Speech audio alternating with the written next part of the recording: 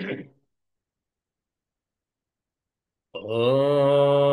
शन्नो मित्रः शं वरुणः शन्नो भवत्वर्यमा शन्न इन्द्रो बृहस्पतिः शन्नो विष्णुरुक्रमः नमो ब्रह्मणे नमस्ते वायो त्वमेव प्रत्यक्षं ब्रह्मासि त्वमेव प्रत्यक्षं ब्रह्म वदिष्यामि ऋतं वदिष्यामि सत्यं वदिष्यामि तन्मामवतो तद्वक्तारमवतो अवतु अवतु वक्तारम् ॐ शान्तः शान्तः शान्तिः हरिः ॐ श्रीगुरुभ्यो नमः हरिः ॐ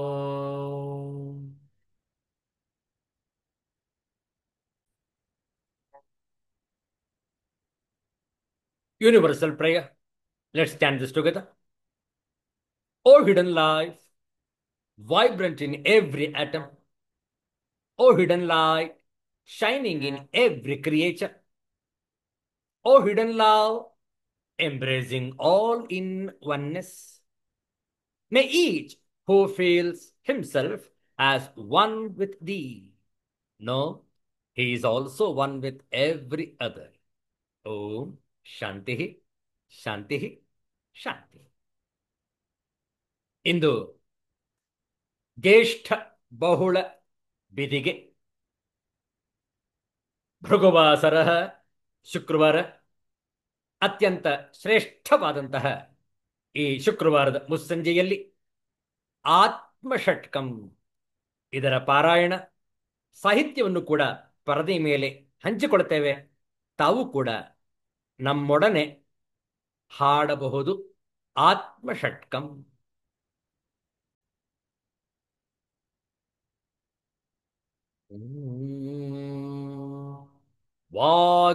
वागर्थाविव सम्पृक्तौ वागर्थप्रतिपत्तये जगतः पितरौ वन्दे पार्वती परमेश्वरौ पार्वती परमेश्वरौ.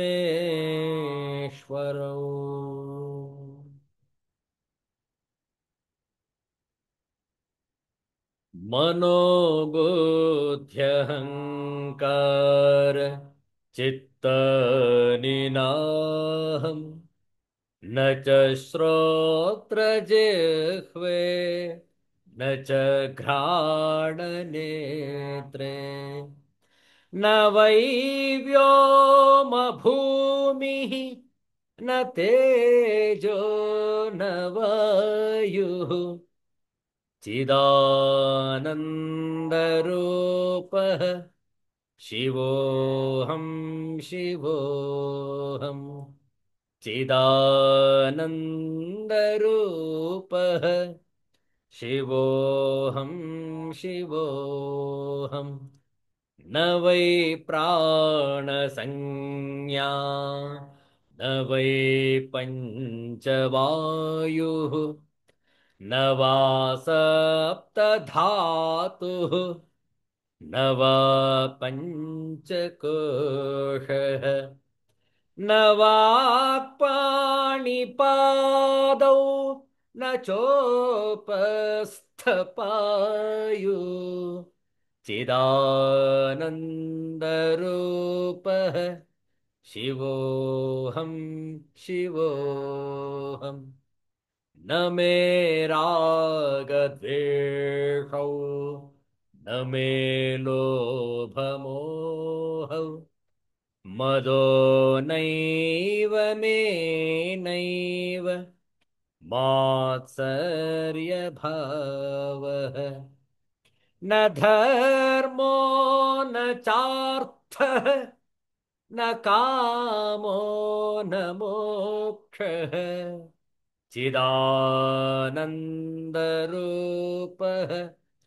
शिवोऽहं शिवोऽहम् न पुण्यं न पापं न सौख्यं न दुःखं न मन्त्रो न तीर्थः न वेदा न यज्ञः अहं भोजनं नैव भोज्यं न भोक्ता चिदानन्दरूपः शिवोऽहं शिवोऽहम् न मृत्युर्न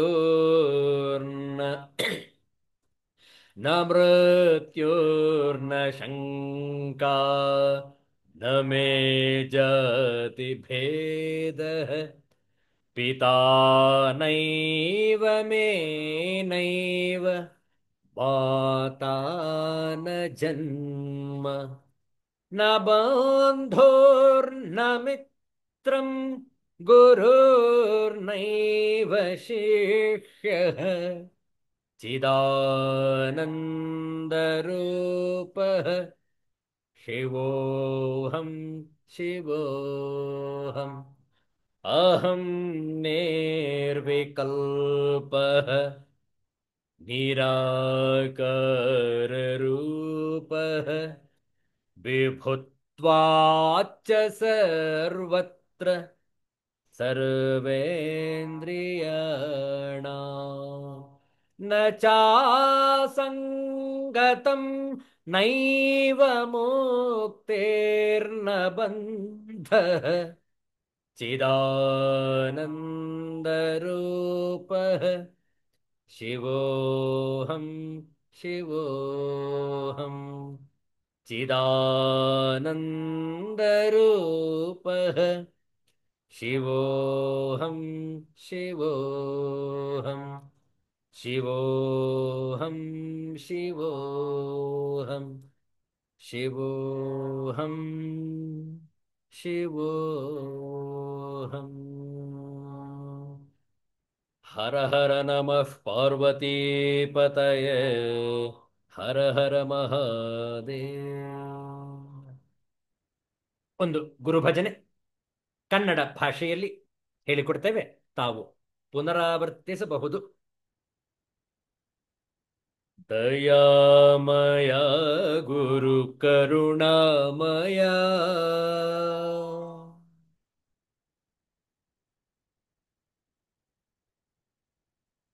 ಕರುಣಾಮಯ ಗುರು ಪ್ರೇಮಾಮಯ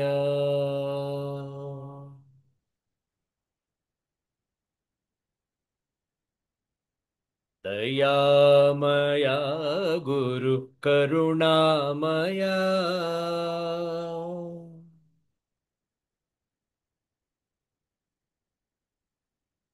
ಕರುಣಾಮಯ ಗುರು ಪ್ರೇಮಾಮಯ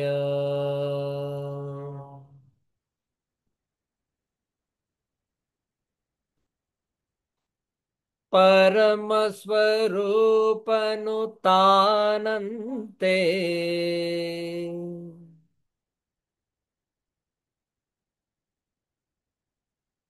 ಅರಿಯಲು ಭಕ್ತಿಯು ಬೇಕಂತೆ.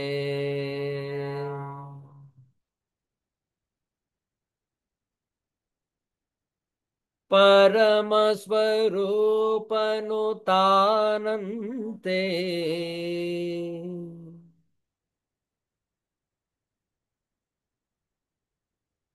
ಅರಿಯಲು ಭಕ್ತಿಯು ಬೇಕಂತೆ.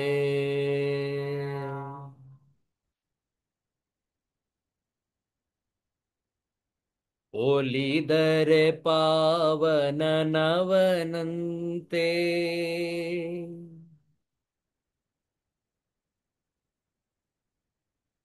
ಸಂಸಾರದ ಭಯ ಅವಗಿಲ್ಲಂತೆ.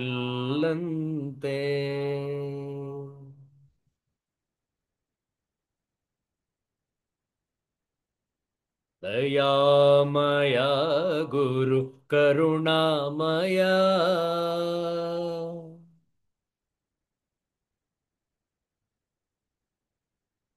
ಕರುಣಾಮಯ ಗುರು ಪ್ರೇಮಮಯ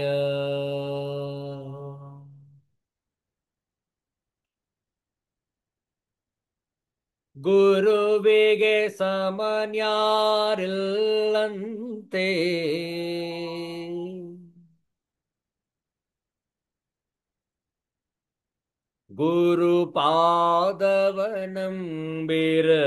ಗುರುಪಾದವನಂಬಿರಬೇಕಂತೆ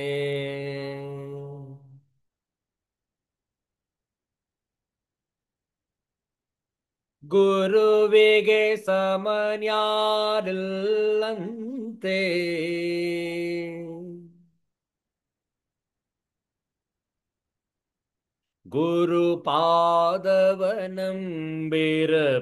ಗುರುಪಾದವನಂಬಿರಬೇಕಂತೆ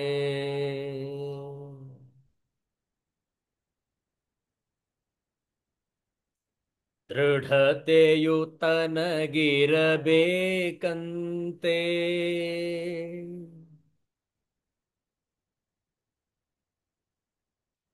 ಧೃತಿಗೆಡದೆ ತಾನಿರಬೇಕಂತೆ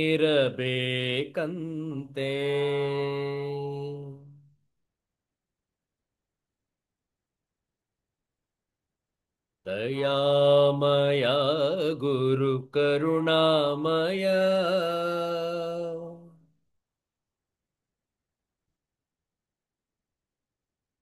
ಕರುಣಾಮಯ ಗುರು ಪ್ರೇಮಮಯ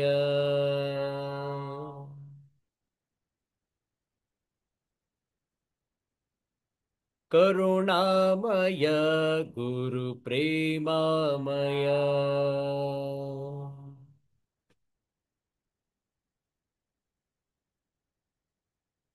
ಸಿದ್ಧಾಂತ ಅವಧೂತ ಚಿಂತನ ಶ್ರೀ ಗುರುದೇವ ದತ್ತ ಜೈ ಜೈ ರಘುವೀರ ಸಮರ್ಥ ಶ್ರೀ ಸದ್ಗುರುನಾಥ ಮಹಾರಾಜ ಕಿ ಜಯ ಹರ ಹರ ನಮಃ ಪಾರ್ವತಿ ಪತಯೇ ಹರ ಹರ ಮಹಾದೇವ ಶಂಭೋ ವಿವೇಕ ಚೂಡಾಮಣಿಯ ಕೆಲವು ಶ್ಲೋಕಗಳ ಪಾರಾಯಣ. ಶ್ಲೋಕಗಳನ್ನು ಪರದಿ ಮೇಲೆ ಹಂಚಿಕೊಡ್ತೇವೆ. ಪ್ರತಿಯೊಂದು ಶ್ಲೋಕವನ್ನು ಕೂಡ ಹೇಳಿಕೊಡ್ತೇವೆ. ಹೇಳಿಕೊಟ್ಟ ನಂತರ ತಾವು ಪುನರಾವರ್ತಿಸಬಹುದು. ಪ್ರಾರಂಭದಲ್ಲಿ ಮಂಗಳಾಚರಣ ಶ್ಲೋಕ.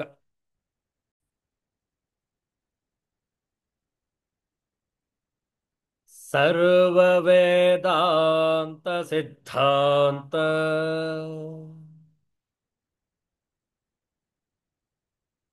ಗೋಚರಂ ತಮಗೋಚರಂ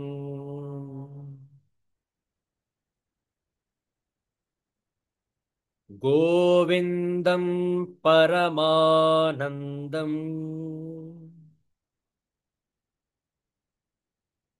ಸದ್ಗುರುಂ ಪ್ರಣತೋಸ್ಮ್ಯಹಂ.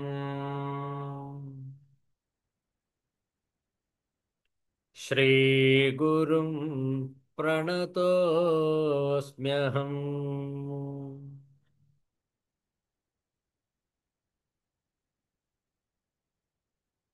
250ನೇ ಶ್ಲೋಕ.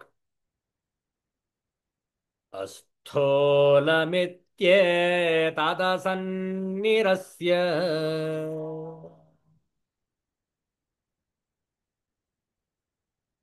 ಸಿದ್ಧಂ ಸ್ವತೋ ವ್ಯೋಮವದ ಪ್ರತರ್ಕ್ಯಂ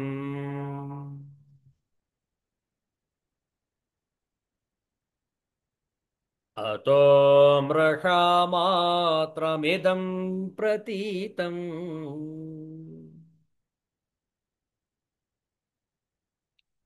ಜಹೀಹಿ ಯತ್ ಸ್ವಾತ್ಮತಯಾ ಗೃಹೀತಂ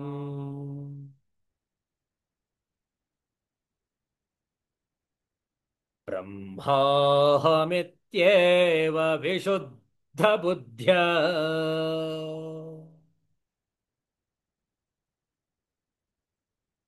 ವಿದ್ಧಿ ಸ್ವಮಾತ್ಮಾನಮಖಂಡಬೋಧಂ.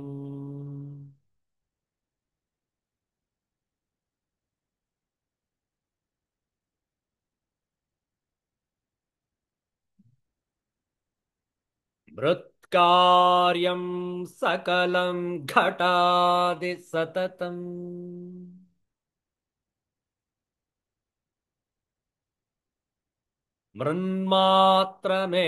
मृन्मात्रमेवाहितम्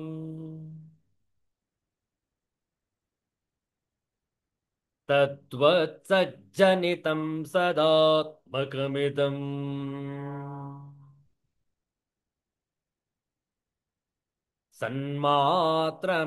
सन्मात्रमेवाखिलम्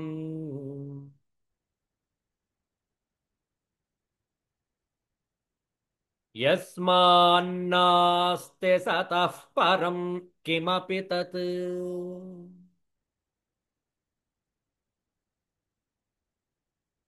सत्यं स आत्मा स्वयम्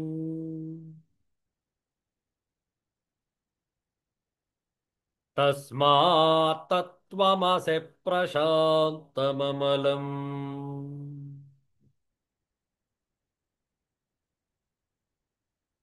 ब्रह्माद्वयं यत्परम्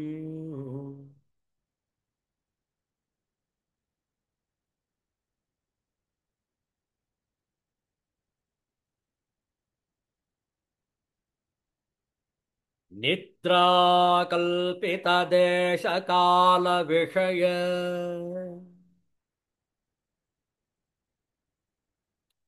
ज्ञात्रादि सर्वै यथा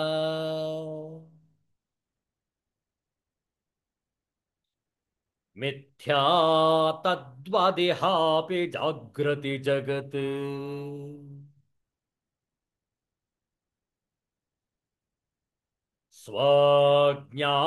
स्वज्ञानकार्यत्वतः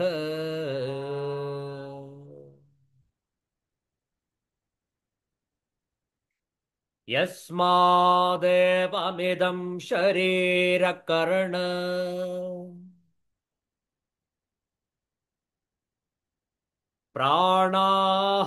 प्राणाहमाद्यप्यसत्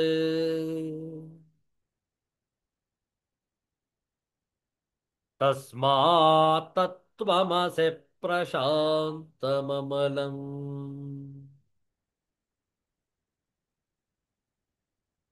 ब्रह्माद्वयं यत्परम्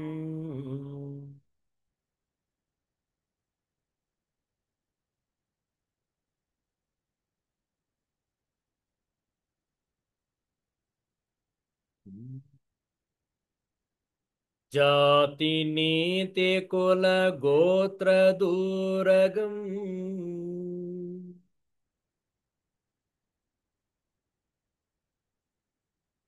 नाम रूप गुण दोषवर्जितम्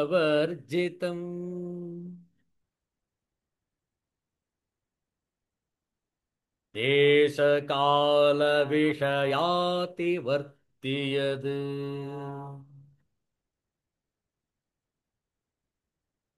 ब्रह्म तत्त्वमसि भावयात्मनि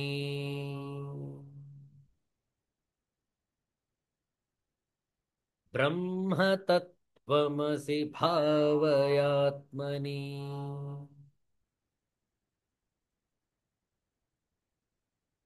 श्री गुरुभ्यो नमः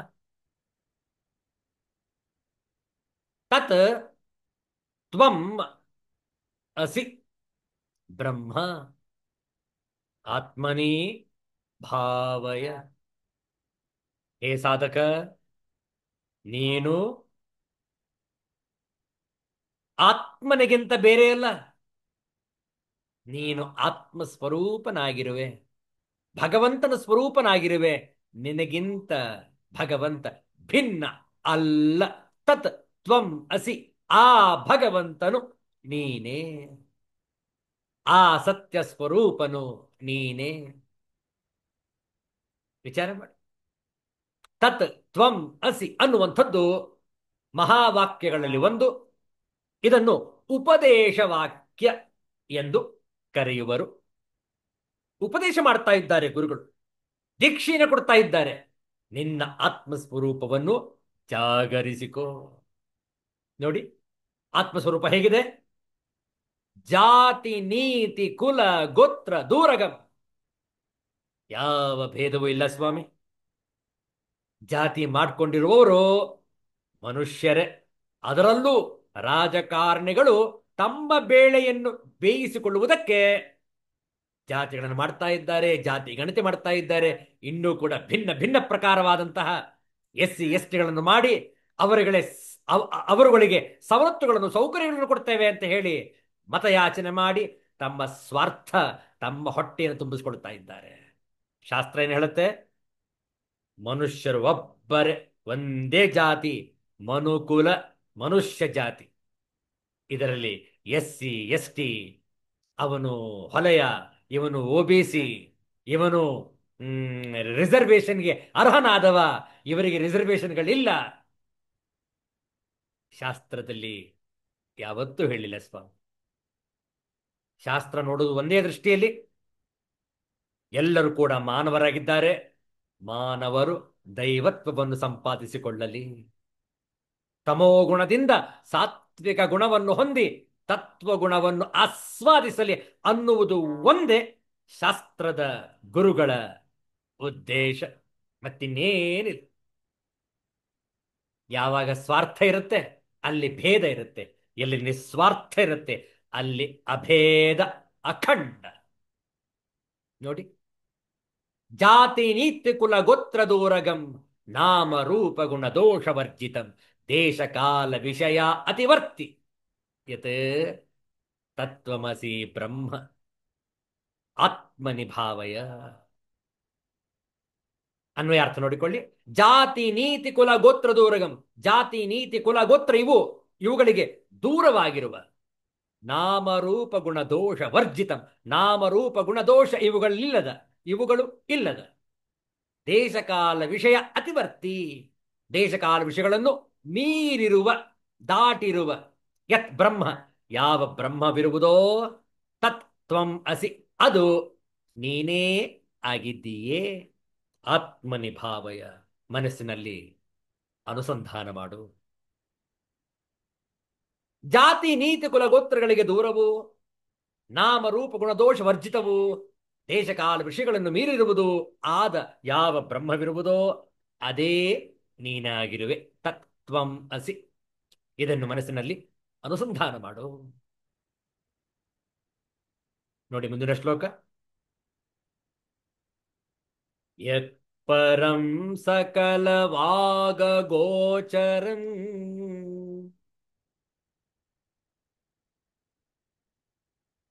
ಗೋಚರಂ ವಿಮಲಬೋಧ ಚಕ್ಷುಷಃ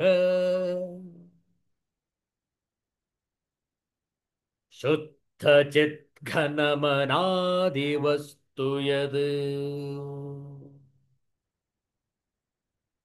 ಬ್ರಹ್ಮ ತತ್ವಮಸಿ ಭಾವಯಾತ್ಮನಿ.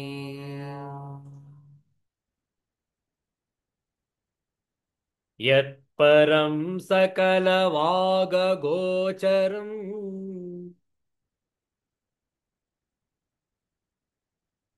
ಗೋಚರಂ ವಿಮಲಬೋಧ ಚಕ್ಷುಷಃ ಶುದ್ಧ ಚಿತ್ ಘನಮನಾದಿವಸ್ತು ಯದ್ ಬ್ರಹ್ಮ ತತ್ವಮಸಿ ಭಾವಯಾತ್ಮನಿ.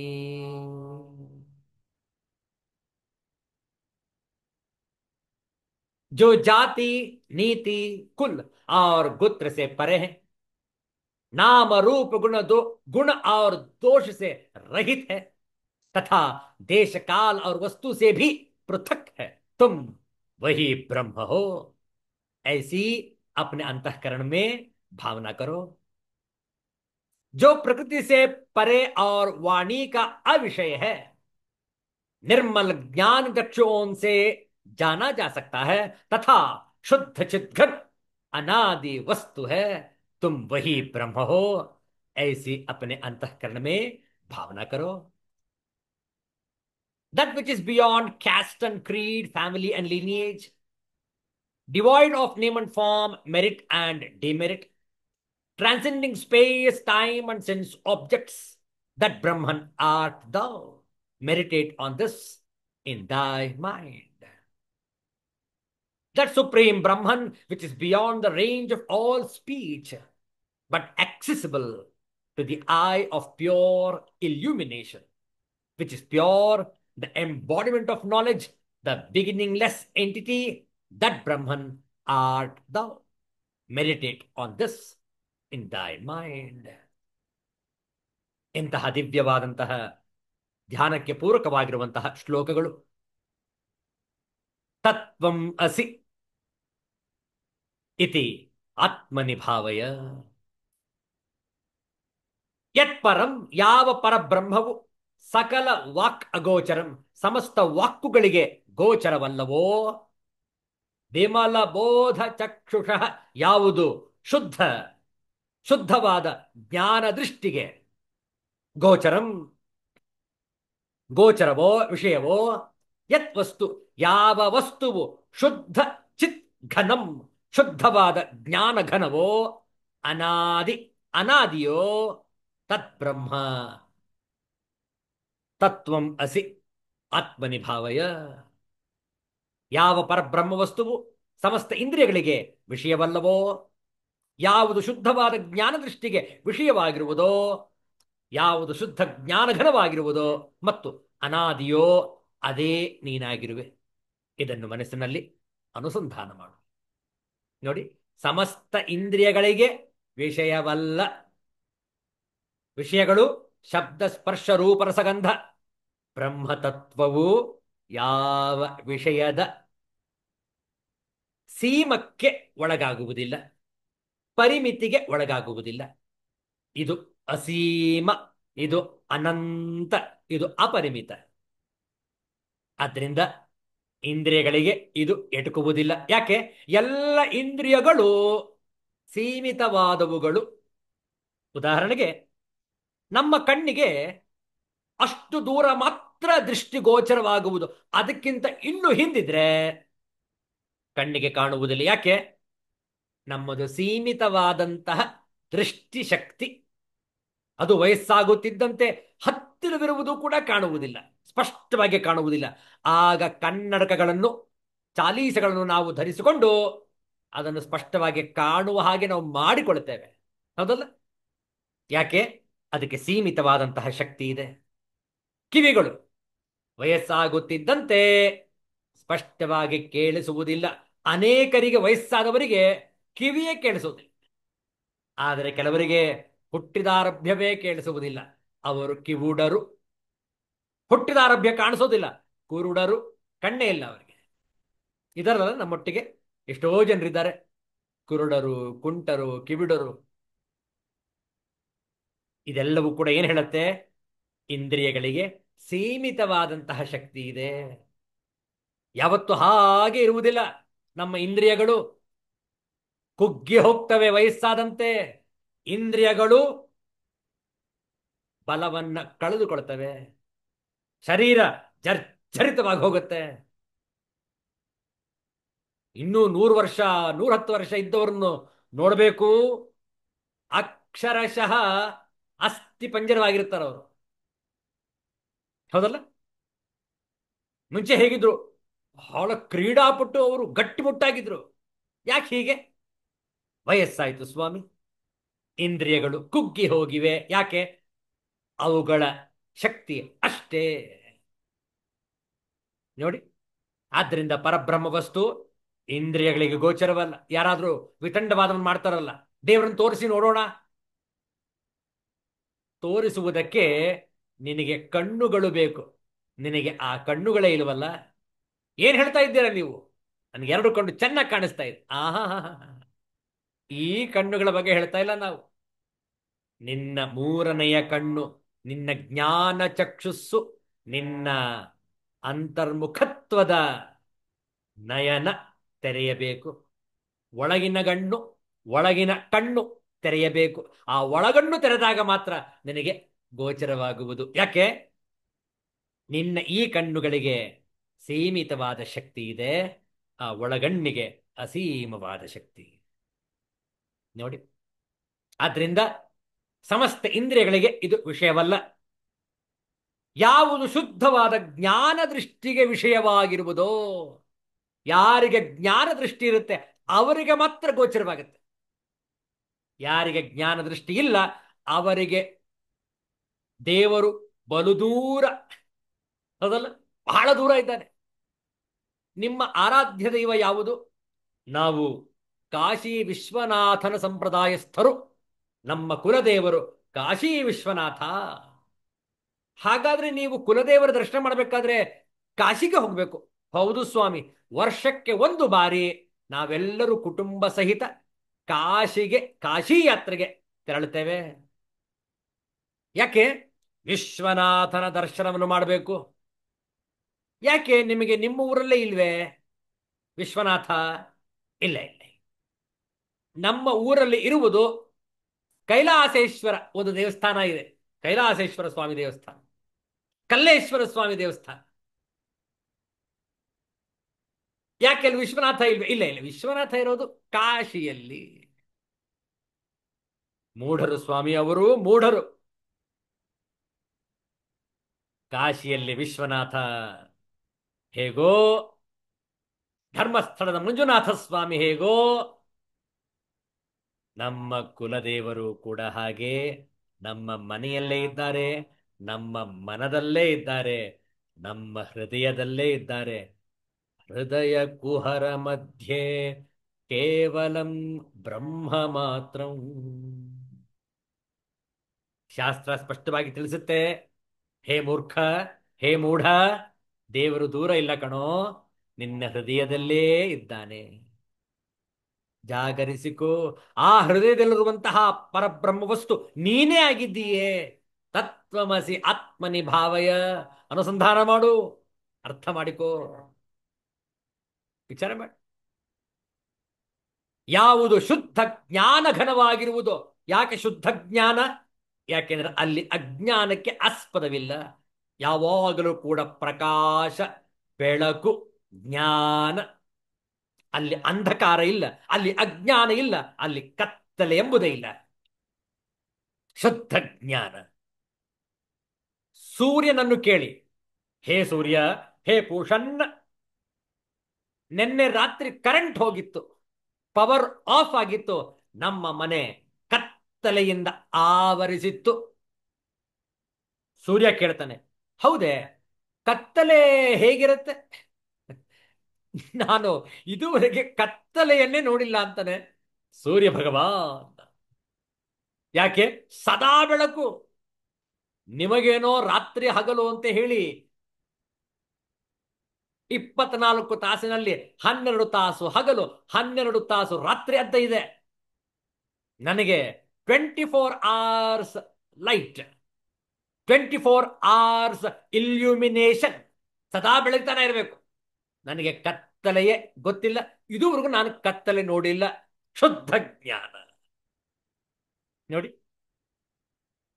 ಅನಾದಿ, ಆದಿ ಎಂಬುದೇ ಇಲ್ಲ.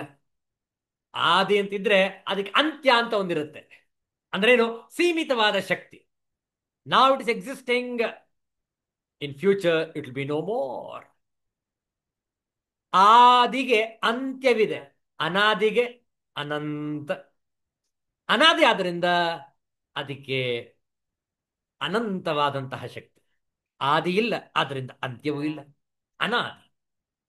ಅಂತಹ ಬ್ರಹ್ಮವನ್ನು, ಬ್ರಹ್ಮ ತತ್ವವನ್ನು ನಿನ್ನ ಮನಸ್ಸಿನಲ್ಲೇ, ನಿನ್ನ ಹೃದಯದಲ್ಲೇ ಅನುಸಂಧಾನ ಮಾಡು. ನಿನ್ನ ಆತ್ಮಸ್ವರೂಪವನ್ನು ತಿಳಿದುಕೋ. ನೀನು ಸೀಮಿತವಾದಂತಹ ಈ ಶರೀರ, ಇಂದ್ರಿಯಗಳು, ಮನಸ್ಸು, ಬುದ್ಧಿ ಅಲ್ಲ. ಪಾರಮಾರ್ಥಿಕ ಶಕ್ತಿ ಇದೆ. ನೀನು ಶರೀರ ಇದ್ದರೂ ಕೂಡ ಬದುಕಿರುವೆ, ಶರೀರವಿಲ್ಲದಿದ್ದರೂ ಕೂಡ ನಿನ್ನ ಅಸ್ತಿತ್ವ ಮಾಸುವುದಿಲ್ಲ. ಎಂತಹ ತತ್ವಸ್ವಾಮಿ ಅದು! ಎಂತಹ ವಿಶೇಷವಾದಂತಹ ಜ್ಞಾನ! ವಿಚಾರ ಮಾಡಿ. ಬ್ರಹ್ಮತತ್ವಮಸಿ ಭಾವಯಾತ್ಮನಿ. ಆದ್ರಿಂದ ನಾವು ಮನಸ್ಸನ್ನು ಶುದ್ಧ ಮಾಡ್ಕೊಳ್ಬೇಕಾದ್ರೆ ನೋಡಿ, ನಮ್ಮ ವಿಚಾರದ ಲಹರಿಗೆ ಓರಿಗೆ ಹಚ್ಚಬೇಕು ನಮ್ಮ ಮನಸ್ಸನ್ನು. We have to sharpen our mind and intellect. ನೋಡಿ ಎಂತಹ ವಿಚಾರ. ಮಂಕುತಿಮ್ಮನ ಕಗ್ಗದಲ್ಲಿ ಡಾಕ್ಟರ್ ಡಿ ವಿ ಗುಂಡಪ್ಪನವರು ಹೇಳ್ತಾ ಇದ್ದಾರೆ, ಮುಕ್ತಕ. 463ನೆಯ ಕಗ್ಗ. ಹೃದಯಕ್ಕೊಪ್ಪುವ ಭಾಷೆ ರಾಗಲಯ ವಿಸ್ತಾರ, ಪದಚರ್ಚೆ ಮತ ವಿಚಾರಕ್ಕೆ ತಕ್ಕ ಭಾಷೆ. ಹೃದಯ ಮತಿ ಸತಿಪತಿಗಳಂತಿರಲು ಯುಕ್ತವದು, ಬದುಕು ರಸತರ್ಕೈಕ್ಯ ಮಂಕುತಿಮ್ಮ. ಬದುಕು ರಸತರ್ಕೈಕ್ಯ ಮಂಕುತಿಮ್ಮ. ಮಂಕುತಿಮ್ಮ. ಬದುಕು ರಸತರ್ಕ ಐಕ್ಯ. ಬಹಳ ಚೆನ್ನಾಗಿದೆ. ಹೃದಯಕ್ಕೊಪ್ಪುವ, ಹೃದಯಕ್ಕೆ ಒಪ್ಪುವ, ಸತಿಪತಿಗಳಂತಿರಲು, ಸತಿಪತ ಸತಿಪತಿಗಳಂತೆ ಇರಲು, ದಂಪತಿಗಳಂತೆ ಇರಲು, ರಸತರ್ಕೈಕ್ಯ, ರಸ ತರ್ಕ ಐಕ್ಯ, ಮತ ಅಭಿಪ್ರಾಯ. ಹೃದಯಕ್ಕೊಪ್ಪುವ ಭಾಷೆ ರಾಗಲಯ ವಿಸ್ತಾರ, ಪದಚರ್ಚೆ ಮತ ವಿಚಾರಕ್ಕೆ ತಕ್ಕ ಭಾಷೆ. ಹೃದಯ ಮತಿ ಸತಿಪತಿಗಳಂತಿರಲು ಯುಕ್ತವದು, ಬದುಕು ರಸತರ್ಕೈಕ್ಯ ಮಂಕುತಿಮ್ಮ. ಮಂಕುತಿಮ್ಮ. ಮಂಕುತಿಮ್ಮ.